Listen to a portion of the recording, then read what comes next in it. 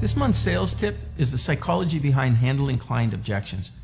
There's a 6-step sound psychological process that I would teach any new salesperson getting into the industry on how to help a client make the right decision. Or sometimes when a client stumbles or they put an objection on the table in front of you, how do you change the way they're feeling or thinking and move them in the right direction?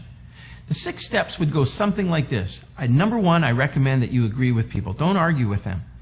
The second step is to ask a lot of open-ended questions so you can really get a sense of what's important to them and what are they struggling with that's postponing making the decision. The third step is if there's more than one objection, you can really only deal with one at a time, so you need to isolate them out. The fourth step is to use a sharp-angle close-style question, something along the lines, if I could prove to you, would you? That takes you to step number 5, where you need to actually be able to come up with something that supports the question that you just asked.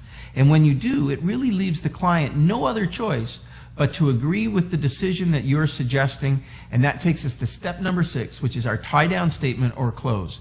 So the 6 steps go something like this. When a client postpones making a decision, I don't want you to argue, I want you to agree.